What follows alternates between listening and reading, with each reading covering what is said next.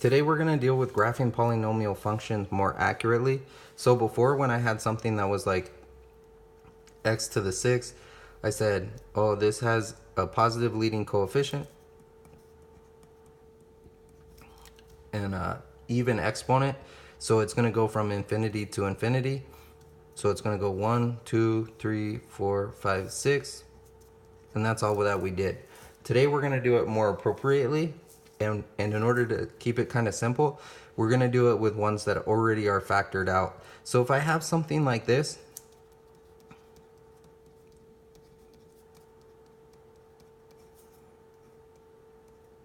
that should have been an X, not a plus. Come on, Latimer. I'm looking at this. These are all positive. So when I multiply them together, it's going to give me positive x cubed. So this has a positive leading coefficient and an odd exponent, which means it goes from negative infinity to infinity on my range. So on my graph, I know it's going to go here to here, but I don't know exactly how it's going to do that. So we're going to figure out how to do that. Whatever zeroes these out is where it crosses the x-axis. So this would zero out in -2. So it's going to cross the x-axis right there. This would zero out at -1. It's going to cross the x-axis right there. This would zero out at +3. It's going to cross the x-axis right there. So we know those things. What we don't know is where does it hit here at x is 0, 1, and 2. So we're going to figure those out by plugging in the values in between each of our crosses of the x-axis, each of our x-intercepts.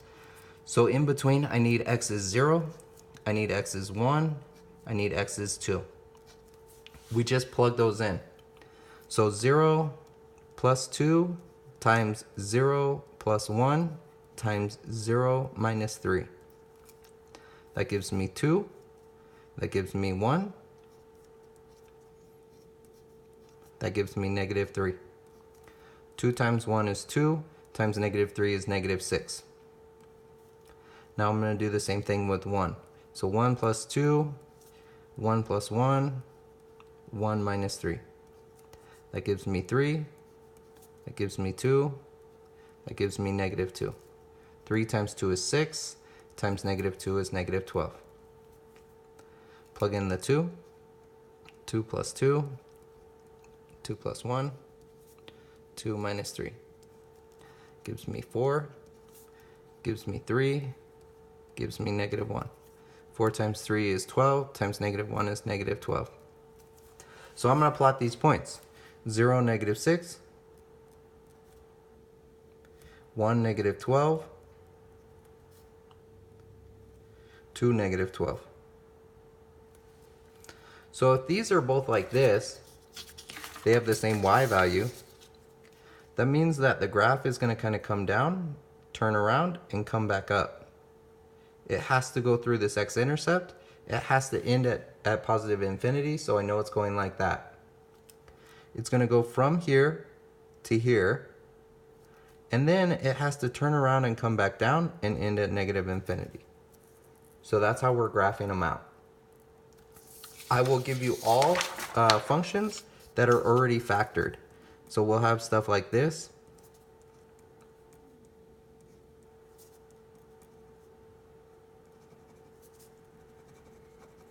Sorry, guys.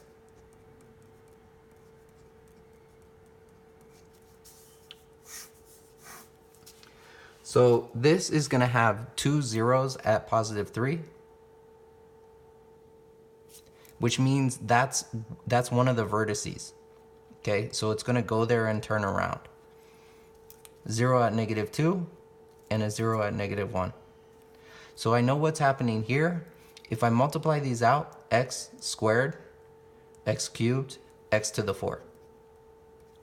Positive leading coefficient, even integer, infinity and infinity. So now I'm going to try to figure out these points that I didn't get, which are at x is 0,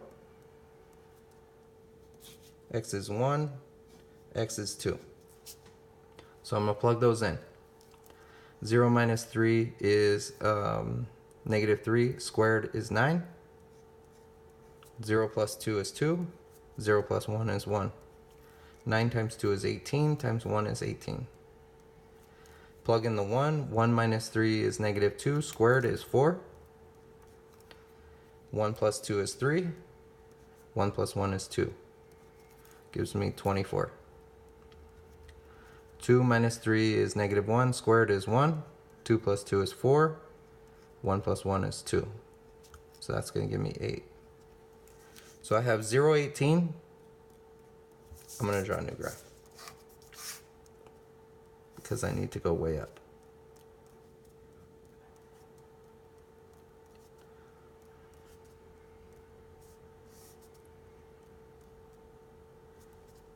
Still have my same x-intercepts. I'm just redrawing the graph. This goes all the way up to 24. This goes to 8.